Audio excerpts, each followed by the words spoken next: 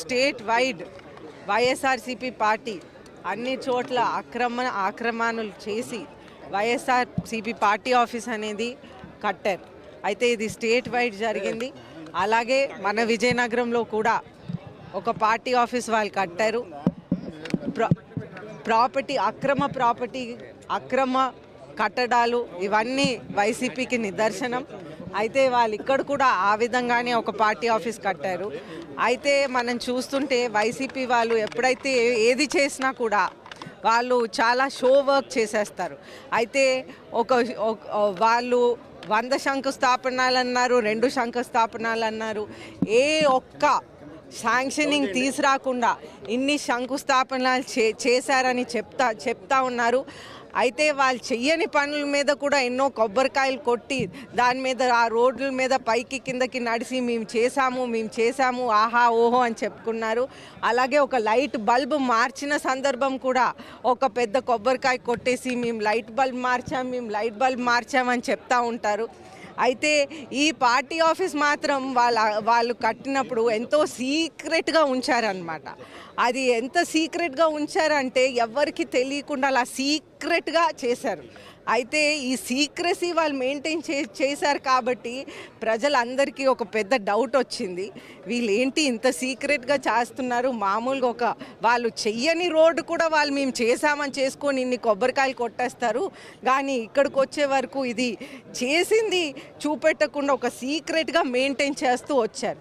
అయితే ఇక్కడ మనం చూస్తుంటే ఇది ఒక అక్రమ ఇది అని మనకు తెలుస్తుంది. అయితే న్యాచురల్గా వైఎస్ఆర్సీపీ పార్టీ అందరికీ తెలిసిన విషయమే. ల్యాండ్ ఆక్యుపేషన్, కట్టడంలో అక్రమాలు, అన్ని విధాల అక్రమాల్లో వాళ్ళు నంబర్ 1. అయితే ఆ విధంగా కూడా వాళ్ళు ఒక ఈ పార్టీ ఆఫీస్ కూడా ఆ విధంగానే వాళ్ళు చేశారు. అయితే ఈ ల్యాండ్ ఆక్యుపై చేసి ఈ పార్టీ ఆఫీస్ కట్టారు. అయితే మనం న్యాచురల్గా ఇటువంటి పనులు చేసినప్పుడు ప్రజలు ఊరుకోకూడదు.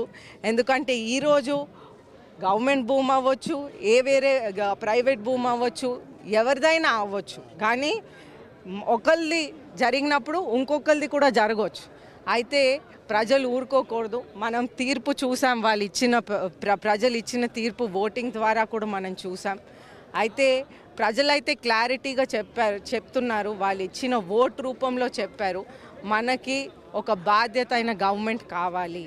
అన్ని ఆఫీసులు ఎలాగైతే దేనికోసం అవసరమో దానికోసం పనిచేయాలి. ఇప్పుడు రెవెన్యూ డిపార్ట్మెంట్ వాళ్ళ సొంతిల్లులాగా పనిచేయకూడదు. రెవెన్యూ డిపార్ట్మెంట్ ప్రజల కోసం, రెవెన్యూ పనుల కోసం పనిచేయాలి.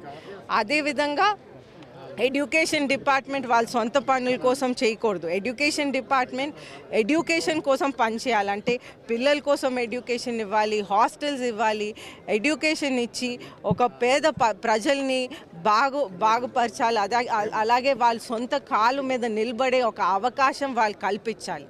అయితే ఏ డిపార్ట్మెంట్ అయితే ఇక్కడ చూస్తుంటే మనం రెవెన్యూ డిపార్ట్మెంట్ పూర్తిగా కుప్పకూలిందనేది మనకు క్లారిటీగా అర్థమైపోయింది.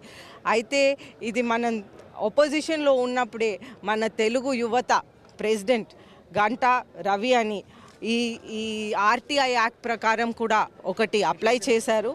అయితే ఇది అప్లై చేసినప్పుడు కూడా వాళ్ళు ఏ ఒక్క ఇన్ఫర్మేషన్ కూడా ఇవ్వలేదు. కానీ వాళ్ళు యాక్చువల్గా ఆర్టీఐ యాక్ట్ అప్లై చేసినప్పుడు వాళ్ళు పూర్తి ఇన్ఫర్మేషన్ వాళ్ళు ఇవ్వవలసింది, కానీ అది కప్పిపుచ్చారు. ఇది ఇంకొక క్లారిటీ మనకు క్లియర్గా అర్థమైపోతుంది. వాళ్ళు కప్పిపుచ్చటానికి ట్రై చేశారు.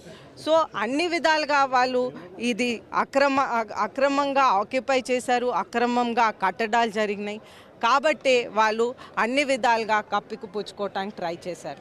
అయితే ఇప్పుడు స్టేట్ వైడ్ కూడా మనం ఈ వాళ్ళు చేసిన అక్రమాలన్నీ కూడా మనం డెఫినెట్గా మనం బయటికి తీసుకెళ్ళి మనం ఒక పాజిటివ్ విధానంగా ప్రజల కోసం మళ్ళీ మనం పనిచేస్తున్నాం కాబట్టి ఎవరిదైతే వాళ్ళని మళ్ళీ మనం కరెక్ట్గా చూసుకొని రూల్ ప్రకారం మనం వెళ్ళాల్సిన అవసరం ఉంది.